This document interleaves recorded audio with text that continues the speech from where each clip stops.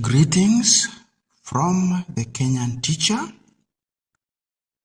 At the Kenyan teacher is our new handle on YouTube. Kindly share, kindly subscribe, and we appreciate the support so far. It is our pleasure to present 2014 Chemistry Paper 1, Form 1 and 2 work. So we begin straight away. Question number 1 is testing the Bunsen burner taught at Form 1. Question 1 asked us to explain how the hotness of a Bunsen burner flame can be increased. The expected response here was the hotness of a Bunsen burner flame can be increased by increasing the size of the air hole. An alternative to this would be increasing the amount of air. Another alternative would be to open the air hole fully. Any of these three alternatives would earn ourselves the first mark for question 1. Next question is from Form 2. The topic is salts, and this is question number 4. Starting with zinc sulfate, describe how a sample of zinc oxide can be obtained. So this question expected the learner to obtain either zinc carbonate from zinc sulfate solution, which can then be decomposed by heating, or obtaining zinc hydroxide from zinc sulfate, which can also then be decomposed on heating to get the zinc oxide. So the expected response here was a learner could add sodium carbonate, or we could add sodium hydroxide so that we get zinc hydroxide. Apart from these two, a student also had an option of mentioning any soluble carbonate or any soluble hydroxide. This would earn ourselves the first mark. We continue to filter, and when we filter, we shall obtain either zinc carbonate if we used sodium carbonate, or zinc hydroxide if we used sodium hydroxide. This earns ourselves the next mark, and finally we shall decompose either of these two through strong heating. So heat strongly to decompose either your zinc carbonate if you used sodium hydroxide, or your zinc hydroxide if you used sodium hydroxide.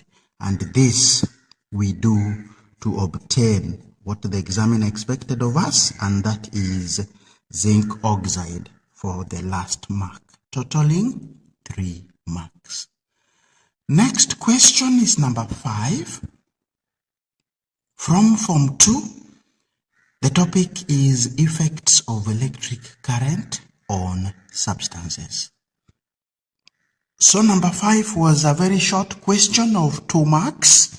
We are asked to explain how conduction of electricity takes place in the following. 1 is iron metal.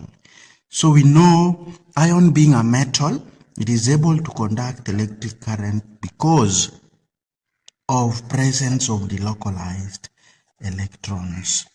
For that 1 mark. For molten lead 2 iodide, This is an electrolyte that is able to conduct electricity because of presence of mobile ions.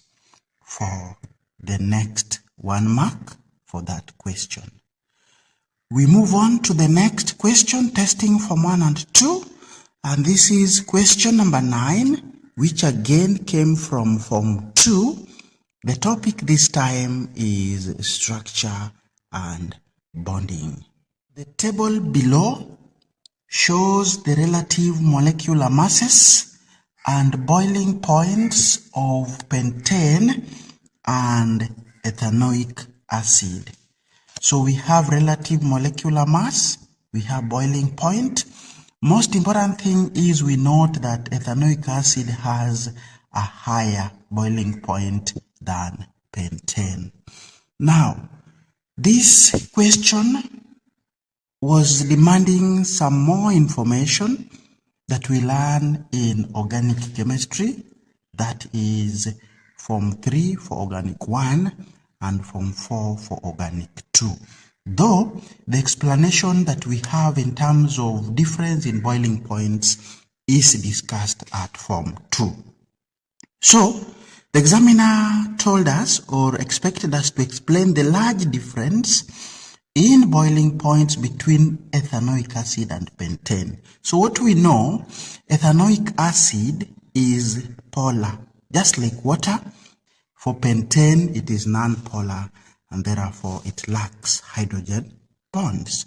So the expected response here was that the molecules of ethanoic acid,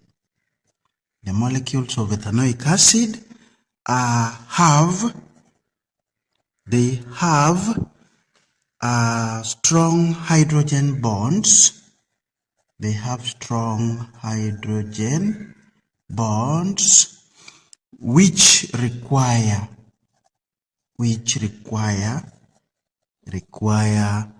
more heat energy.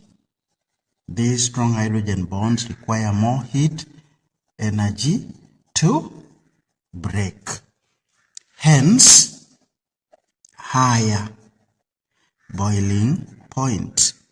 This would give ourselves the first mark, and then you compare with pentane that while pentane molecules have what we call weak van der Waals forces between the molecules. These weak van der Waals forces require less heat energy. They require less heat energy to break. So this other explanation on pentane gives the next mark. We have a total of 2 for that question. Next question is borrowed from Form 1, that is air and combustion, and it is question number 16. A measuring cylinder fitted with moist steel wool was inverted in a trough of water as shown in the diagram. So we have moist steel wool at the bottom of the cylinder. Then we have pure water down here. So we are asked to state and explain the observations made on the moist steel wool after 4 days. So it turned brown, that is of the observation, for half a mark. Steel wool rusted as the explanation for the next half mark, totaling 1 mark for that section. For part 2, the water level in the measuring cylinder, again after 4 days, what would we expect? So the expectation was that the water level rose up the gas jar. That would be the observation, a half a mark. Why it rose up is that the water rose up to occupy space that was left by reacted oxygen. for the next half mark, giving us a total of 1 mark for that section. Now, for part B, we are being asked what would be the effect of using steel wool moistened with salty water. The response here would be the brown color would be more for the first half mark, and then you explain that salt accelerates rusting for the next half mark, giving us a total of 1 for question part B of number 16. We proceed to question number 18. Same year, same paper, testing periodic table, still from Form 2 syllabus. Use part of the periodic table given below to answer the questions that follow. We are being told that the letters are not the actual symbols of the elements. So here we are, part of the periodic table with elements Q, M, N, P, R given. Then we are asked to identify the element that forms giant covalent structures. This, as we know from Form 2, elements that form giant covalent structures are only 2. This is silicon and carbon. According to our grid, it's N, and N coincides with carbon for the first mark. Identify one element that does not form compounds. This has to be a noble gas, and R qualifies to be that element for the next mark. And then we are told to write the formula for the nitride of M. M here is valency 2 because it falls in group 2. So the nitride would be M3N2. Now, if a student converted M into the actual symbol, which is magnesium, then writing magnesium nitride again would earn the full marks. With that, let's proceed to question number 19, borrowed from separation of mixtures discussed in Form 1. Draw a setup that can be used to separate a mixture of sand and iodine. Here, a student would draw something that can be used to heat the mixture so that we sublimate iodine and remain with sand in our conical flask, or you can use round bottomed flask or anything that can work here. So we shall have a diagram that will be used. Heat, then we would have cold water here, so that this becomes our cold surface. Then here we have mixture of sand and iodine. And of course, there will be wire gauze somewhere here to help in spreading the heat so that our flask cannot break. So heat half mark. At the end of the experiment, we expect iodine to actually form on the cooler surface. So labeling iodine up here would give us 1 mark. Labeling the mixture will give us half a mark, labeling the mixture half a mark. Cold surface half a mark. These are 2, but we were expected to score 3. So the third mark would come from workability.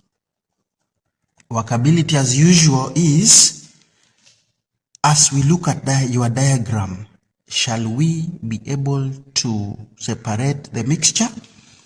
If yes, workability is scored. If no, workability is not scored. With that, we proceed to question number 21. Form 2 work, structure of the atom in addition to structure and bonding were tested in question number 21. Given that the atomic number of Y is 13, which means it has configuration of 283, and that of Z is 9, configuration is 27. The first question is asking us to write the electron arrangement of Y and Z. Very easy, 283 for Y and 27 for Z, each half a mark, totaling 1 mark for part A. Next, we were asked to draw dot and cross diagram for the compound formed between Y and Z. This will be ionic, and because Y can actually lose 3 electrons on the outer shell, we shall need 3 atoms of Z to accommodate the 3 lost electrons. So this drawing would have an ionic nature as usual.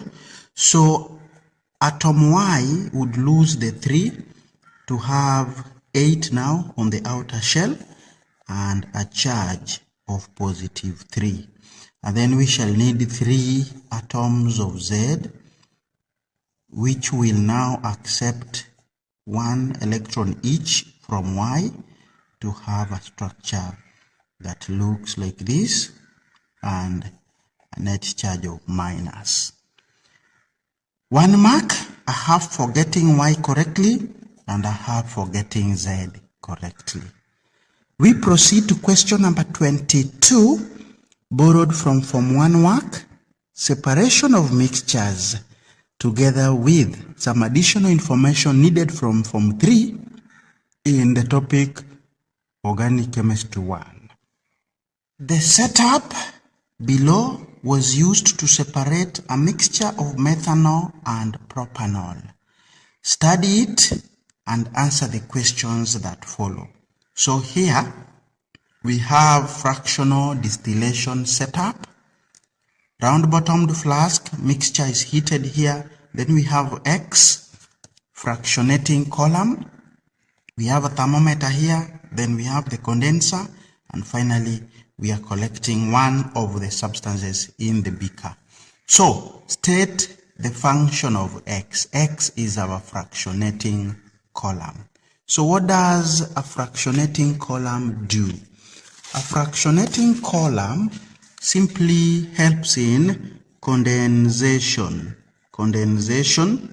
of the substance with higher boiling point. It runs back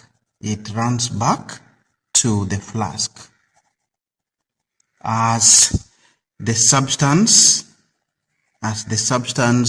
with the lower boiling point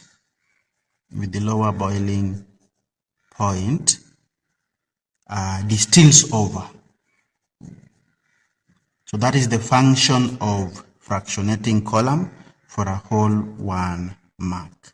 Now, for part B, we needed a bit of information from Form 3 Organic Chemistry because we are asked which liquid will collect first. So between methanol and propanol, we know the longer the carbon chain, the higher the boiling point. So methanol has a shorter chain than propanol, and for that matter, it is methanol that will collect first. Methanol, 1 mark, and then a student was supposed to continue that it has a lower boiling point. Lower boiling point, the next mark. So this Form 1 cannot know, but when we go to learn organic chemistry in Form 3, we shall be able to understand these. Next question is number 27, borrowed from Form 1. The topic is separation of mixtures and solvent extraction in particular. Name a suitable solvent for extracting an indicator from flowers. So here any organic solvent would do: acetone, ethanol, propanol, or even propanol.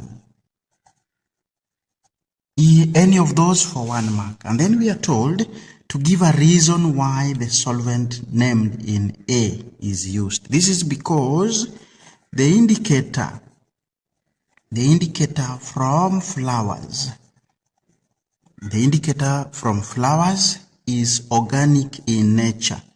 It is organic in nature, hence dissolves in the solvent named above. For the next mark, we proceed to number 28. Again, from Form 1, the topic this time is air and combustion. A student used the setup to prepare a sample of nitrogen. So we have air, excess alkali to absorb carbon dioxide. Then we heat tannins of metal M. Here, this is actually to react with oxygen, and then now we collect the remaining air, which is mostly nitrogen, but we also have noble gases. So, state the function of potassium hydroxide in the setup. It absorbs carbon dioxide for 1 mark. Give a suitable metal M that would be burnt here to react with oxygen. We always use copper. So the answer here becomes copper for 1 mark. And lastly, we are told to give a reason why nitrogen obtained is not pure. It contains noble gases for 1 mark. A student can also just write it contains argon because it's the main noble gas that is still present in that nitrogen. We move to question number 29. This is from Form 2. The topic is structure of the atom and the periodic table. What is meant by the term radical? Radical is simply a group of atoms with a common charge. Group of atoms with a common charge and react as a unit. That's the meaning of a radical for 1 mark. Moving on, we have the table below contains atoms that form common radicals. Complete the table to show radical formed from various. So we have hydrogen and oxygen. Hydrogen forms ammonium. Oxygen with nitrogen would form nitrite and nitrate. There we are. For sulfur and oxygen, we have quite a number. We have sulfite, we have sulfate, we also have S2O3 2-, which is called thiosulfate ion, and we also have S2O7 2-, which we call disulfate ion. So naming any two here would give half a mark each, totaling to 2 marks. We lastly proceed to question number 30, which was borrowed from Form 2. The topic is chemical families, that is halogens in particular, and we also had the issue of, or the topic of chlorine and its compounds that is learnt in Form 3. So we are asked in number 30, a gas jar full of chlorine was inverted over water and allowed to stand for some time. So here we are.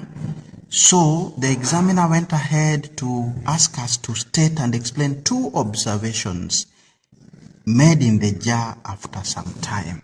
So here, the first observation would be formation of a colorless gas. We are told to explain why. So the correct observation, half a mark. The explanation would be that chlorine water decomposes decomposes to give oxygen for the next half mark. Number 2, we would see color of our solution changing from green to colorless. That would be half mark for the correct observation, and the explanation would be chlorine water decomposes to colorless hydrochloric acid for the next half mark. Another student would think of the third observation, which would be that level of solution in the jar drops for half mark, and you'd explain that oxygen formed occupies space, pushing the water downwards. Then the last question I've said earlier is borrowed from Form 3, chlorine and its compounds, and we are asked to write the equation for the reaction between chlorine and hot concentrated potassium hydroxide. The equation would be potassium hydroxide in aqueous form reacts with chlorine gas. Because it is hot and concentrated, we expect to form the chlorate. We also expect to form the chloride, and we expect to form some water as well. So we would balance with a 5 on the potassium chloride, a 3 on chlorine, and a 6 on potassium hydroxide, and together with a 3 on water. Students, that is the end of our video where we have reviewed chemistry paper 1 as tested in the year 2014. Continue being with us for more insightful reviews.